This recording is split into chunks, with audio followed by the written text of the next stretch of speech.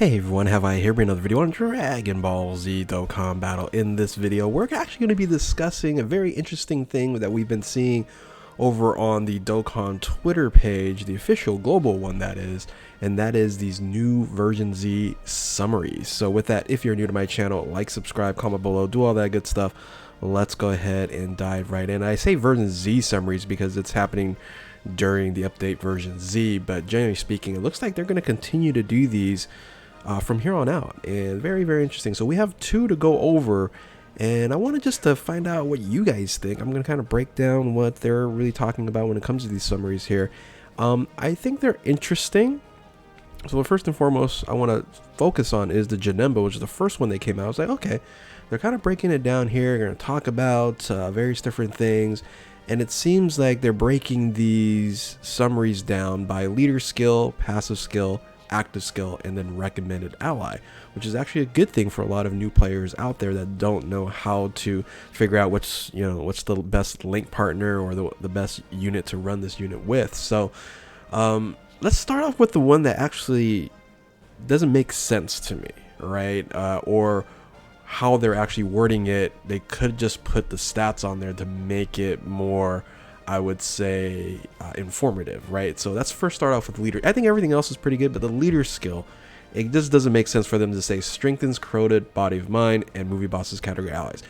Yeah, we know that is really what a leader skill is supposed to do, but stats would be important because the passive skill does have the stats on there, but the leader skill, it just says strengthen these two categories here.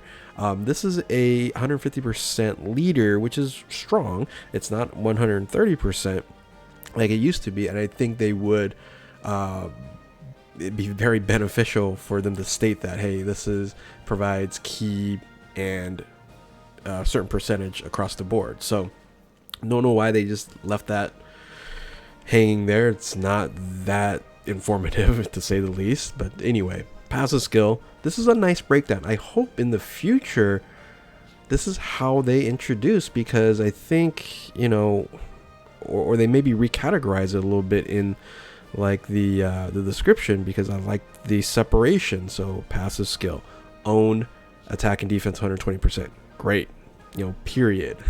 It's not all like intertwined, you have to decipher everything. Number two, guard against all attacks within the same turn as the first or second attacker in turn, fantastic.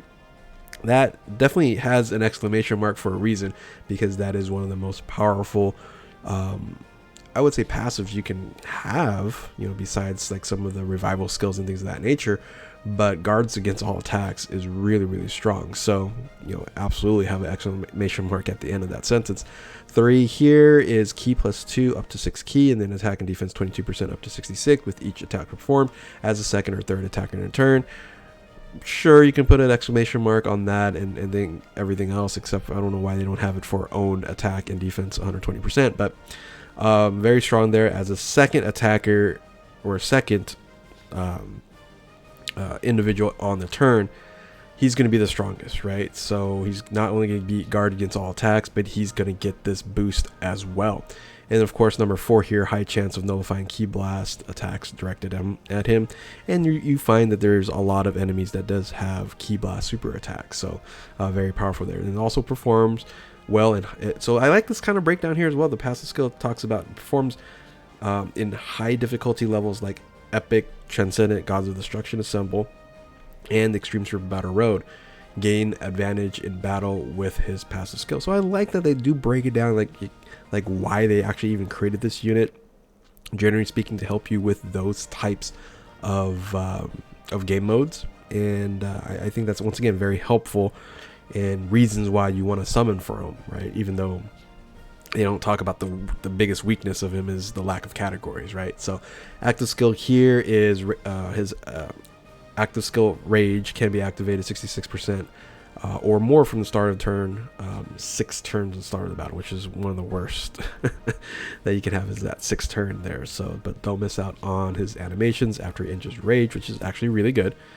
And then recommended ally. So here's where you're kind of going, okay, they're just going to choose one, and it makes sense for them to choose the Tech Janemba, which makes sense here, and I'll go ahead and actually switch it over. But there are some other units that you can definitely use with this character here.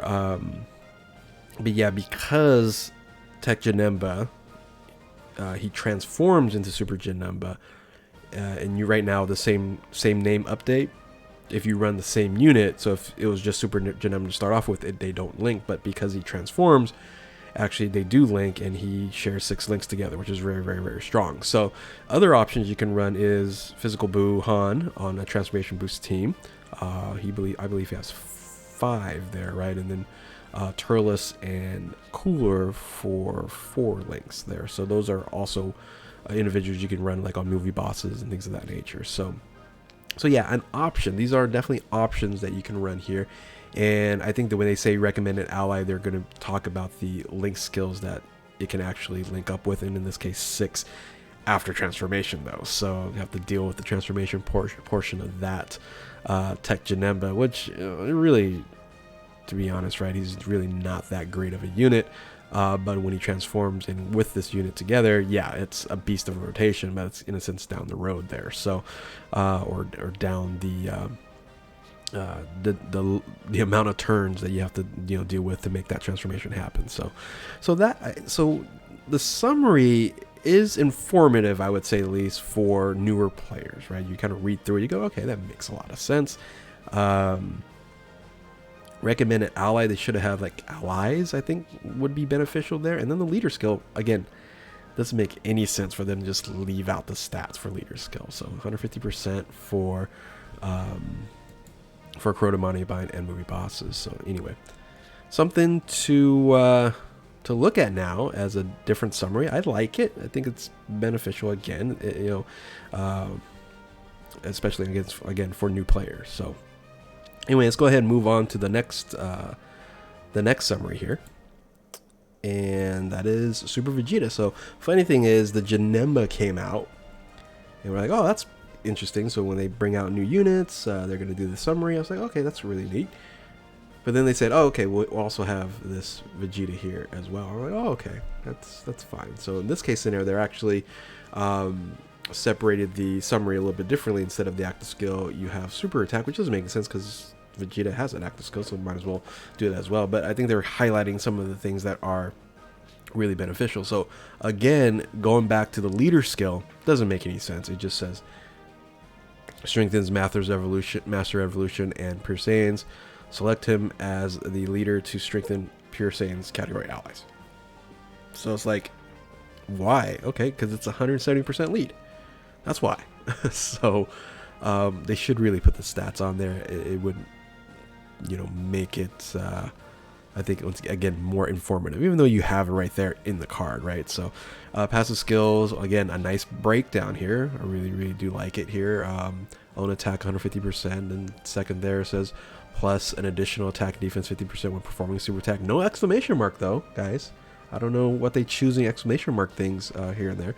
And then plus an additional attack and defense 50% with within the same turn receiving an attack, and then stuns an enemy attacked after a super attack. That should be exclamation mark there. And this says gain advantage in a battle by adjusting the attack order according to different situations. Yeah, we kind of know that. Once again, I'll keep on saying it's good for new players, but I could say that there should have been a little bit more information, like putting this unit in the first slot versus the second slot, to activate the third number 3 there, so you can get maximum damage or something like that.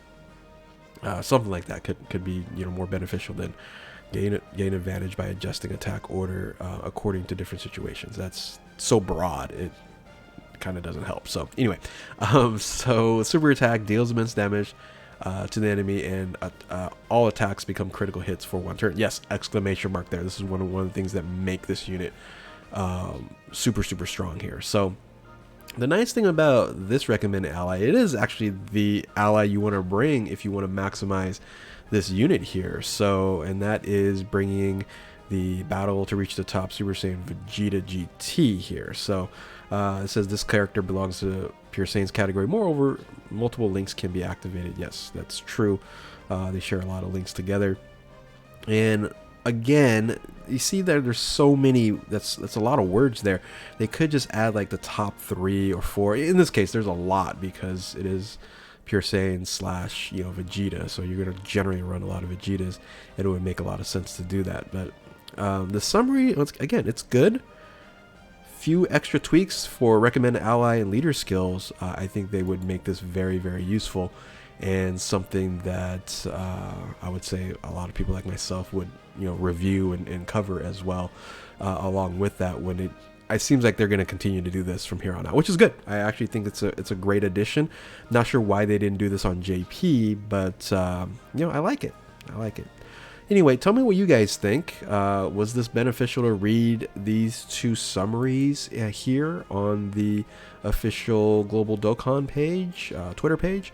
Or, you know, you're better off just go ahead and read the Dokkan Wiki. Yeah, Dokkan Wiki is definitely more detailed oriented and you know, a lot more stats involved here. But, you know, like I said, just a couple summaries here. Actually, it's not bad on the Twitter page. So again, tell me what you guys think in the comment section below.